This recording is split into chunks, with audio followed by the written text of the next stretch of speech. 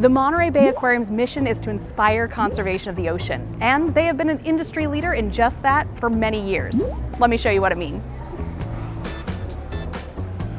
They were the first to have a sea otter surrogacy program that helped them to rescue, rehabilitate, and release orphan sea otter pups. They were the first to exhibit deep-sea cephalopods like the vampire squid. And when they first opened their doors in 1984, they were the very first to have living kelp on exhibit.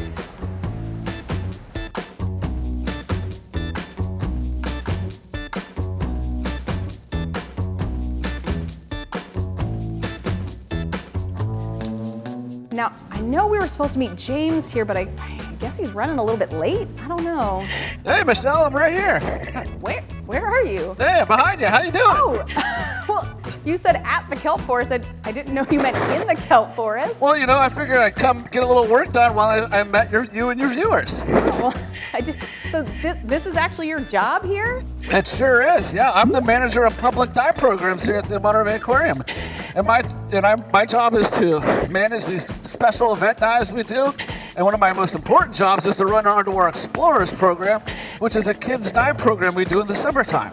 Oh, that sounds awesome. So kids can actually get in and dive here at the aquarium? Yeah, they sure can. It's really fun. We do it on our back deck. They go with instructors. They wear full dive gear. They do it on a surface, so it's nice and safe. That's pretty amazing. I didn't get to dive until I was much older, so I would have loved that. Now, it seems like you have a lot of water here all around the aquarium. Are you the only one that dives? Because that seems like a lot of work for just one person. That would be a lot of work to dive. No, we do thousands of dives every year, and I'm just a small part of a whole team of divers. And we also dive outside in the bay and up and down the coast and all over the world doing scientific research. Now, speaking of exhibits, this is a special one from what I'm told.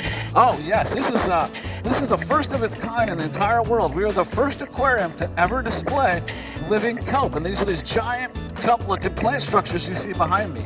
Yeah, they're pretty big. It's amazing. This is natural. This would be out in the wild too? Yeah, so our whole goal was to represent the ecosystem and the habitat of the kelp forest in this exhibit and then throughout the aquarium. It's all designed around the habitat. So if you were in the bay, it would look very much like this. That's pretty cool. And so if it's the first of its kind, what made it so difficult to grow? Oh, yeah, to grow. Yeah, how do you do that? And so we were very fortunate. So these kelp need nutrient-rich, cold water.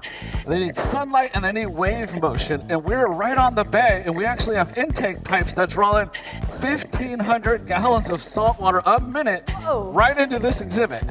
That's pretty amazing, and I do see that it's moving. Yeah. You're making it happen? Yeah, well, we have a little swell machine up top that generates a standing wave that keeps the surge going and keeps all that nutrients suspended, so these kelp can absorb those nutrients through its leaves and through its blades and stakes. The kelp is the kind of the cornerstone of this habitat. It creates, like you said, it creates a habitat, a nursery, it's food for some fish, shelter for others, and without this kelp, which wouldn't have this amount of fish and this abundancy, and the kelp forests are actually one of the most abundant ecosystems in the world. Wow. Okay, so like every piece of this is very important in the habitat. That's right. Yeah, they all these animals and all these algae all play an important role to establishing a healthy and balanced community. Okay, now I have one more question for you, and I have been dying to ask this whole time. Okay. How are you talking under there? I mean, I know scuba divers can breathe underwater, which is pretty amazing already, but how are you talking to us? Yeah, normally scuba divers have a regulator in their mouth, they can't talk, and for most times that's a good thing. But today I'm actually not a scuba diver, I'm a surface supply diver. And you're seeing this hose go up top, and that has my air supply and also my electronics, and this full face mask I'm wearing has a microphone built into it. Whoa, so you are actually connected, I see that coming out here, connecting all the way up top? Yeah, and I'm not alone. You might not see anyone else in this exhibit, but up top is my dive tender, Charmaine, and she's listening in and making sure I'm doing okay, and she can help me out if I ever got in trouble. You've got like a whole world up there. It's pretty cool. You know what, Michelle? Do you want to come up and see it? Yeah, I do. I mean, right around the corner? Yeah, just go up those stairs. I'll meet you up top. All right, I'll see you over there. All right, let's check it out. Bye-bye.